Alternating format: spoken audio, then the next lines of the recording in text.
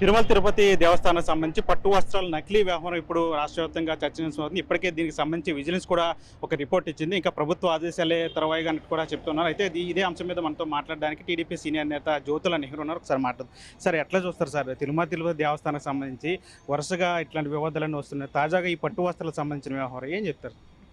ఇది వరుసగా వివాదాలు రావడం కాదు, గతంలో జరుగుతున్నటువంటి పరిస్థితుల్ని ఇవాళ మేము బయటకు తీస్తున్నాం కాబట్టి ఇవన్నీ కూడా వస్తున్నటువంటి పరిస్థితి ఉంది. దీన్ని ఎలా చూడటం అంటే ఉంది, పట్టు ఏదైతే ఆశీర్వచనానికి వేసేటటువంటి వస్త్రాలు ఉన్నాయో ఆ వస్త్రాల్లో మాత్రం చాలా మోసం జరుగుతున్నటువంటి పరిస్థితి ఉంది. ఎందుకంటే నేను పర్చేస్ కమిటీ మెంబర్ని, అందులో దాన్ని నేనే బయటికి తీసినటువంటి పరిస్థితి ఉంది. ముఖ్యంగా ఇవాళ 1334 రూపాయలకి కొంటున్నటువంటి పరిస్థితి ఉంది టెండర్లో. అది సేమ్ క్వాలిటీనే మనం కిందకి వెళ్ళి రిటైల్ షాపులో అడిగితే 600 రూపాయలు చెప్పారు నాకే. దాని మీద నేనే బోర్డులో కంప్లైంట్ చేయడం, దాని మీద విచారణ జరిపించడం, వాస్తవాలు జరగడం జరిగింది. ఇవాళ ముఖ్యమంత్రి గారికి కూడా నేను రిప్రజెంట్ చేశాను.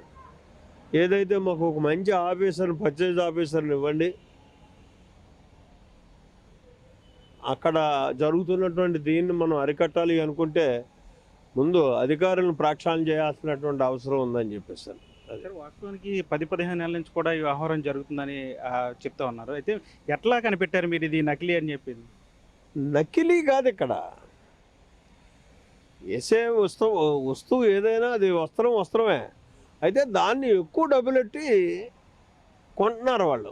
వాల్యూ 600 ఉంటే, రిటైల్లోనే 600 ఉంటే, అది హోల్సేల్లో 1334 రూపాయలు కొంటున్నటువంటి పరిస్థితి ఉంది.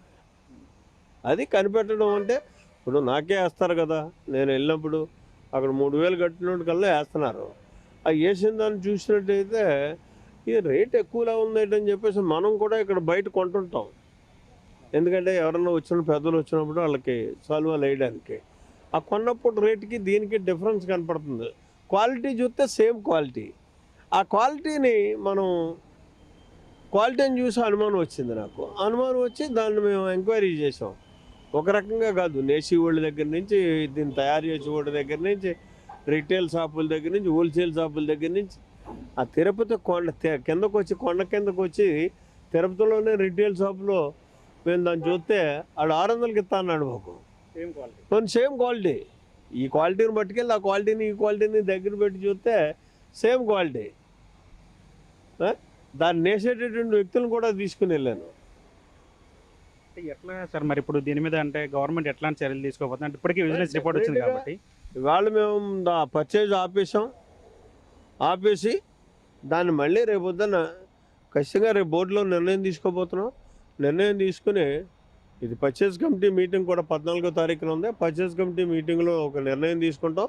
నిర్ణయం తీసుకొని ఏదైతే 600 రూపాయలకి ఇచ్చేటటువంటి ఇది ఉందో అవసరం కూడా 600 రూపాయలకి పర్చేజ్ చేస్తాం తప్పించి దాన్ని ఎక్స్ట్రా దేవుడి సొమ్ముని పెట్టేసి మన ఇష్టమైనట్టు వాడుకోవడానికి అది భగవంతుడి సొమ్ము, మళ్ళీ ఒక పరకామణి కాకూడదు.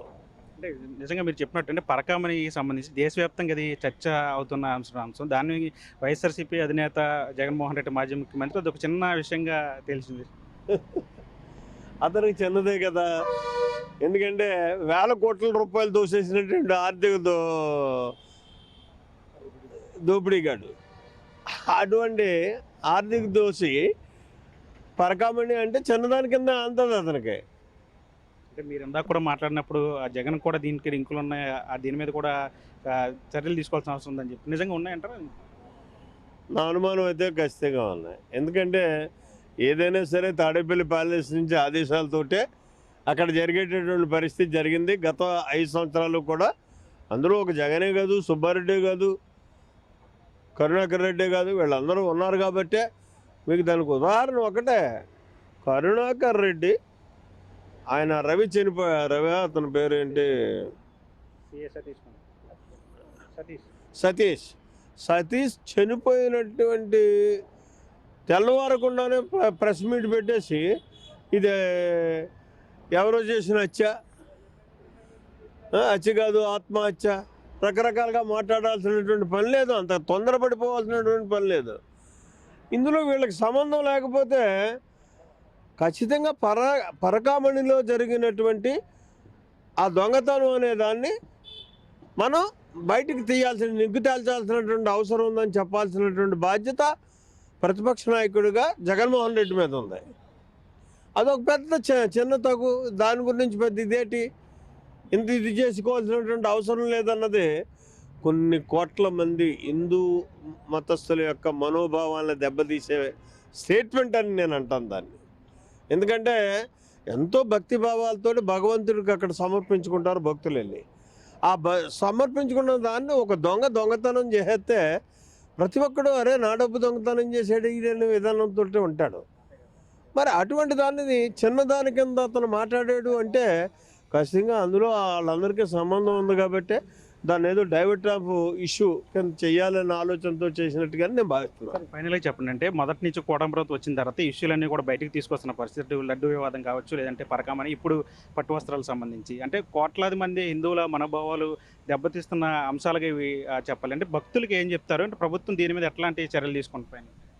ప్రభుత్వం కానీ తిరుపతి దేవస్థానం బోర్డు కానీ ఒకటే ఆలోచనతో ఉన్నాం మేము. తిరుపతిలో జరిగేటటువంటి గతంలో జరిగినటువంటి అవకతవకలన్నిటినీ కూడా ప్రక్షాళన చేయాలి. ఒక శుద్ధితో కూడినటువంటి విధానంలో హిందుత్వాన్ని పరిరక్షించేటటువంటి పద్ధతుల్లో అక్కడ పరిపాలన సాగించాలి అనేటటువంటి ఆలోచనతో ప్రభుత్వం ఉంది. చంద్రబాబు నాయుడు గారి ఆలోచన అదే ఉంది, మా బోర్డు కూడా అదే ఆలోచన చేస్తుంది. మా చైర్మన్ అయితే చాలా త్రికరణ శుద్ధిగా కట్టుబడి ఉన్నాడు దాని మీద. మేము అంత 24 గంటలు మార్పు తీసుకురావడం కోసం, దాన్ని భద్రతగా పరిరక్షించడం కోసం ప్రయత్నం చేస్తున్నటువంటి పరిస్థితి ఉంది. పరకామణి విషయం కావచ్చు, లేదంటే లడ్డు వ్యవహారం కావచ్చు, ఇవన్నీ కూడా భక్తుల మనోభావాలను దెబ్బతీయకుండా, ఎక్కడా కూడా వాళ్ళ మనోభావాలను దెబ్బతీయకుండా ఈ విషయాలన్నింటి కూడా పూర్తిగా వీటిలో ఉన్నట్టు నిజాలను తెలిసి దోషుల మీద చర్యలు తీసుకుంటుకోవడం ప్రభుత్వం అని చెప్పి ఆయన కూడా చెప్తున్న పరిస్థితి. వల్లితో మనీ, బిగ్ టీవీ, గుంటూరు నుంచి.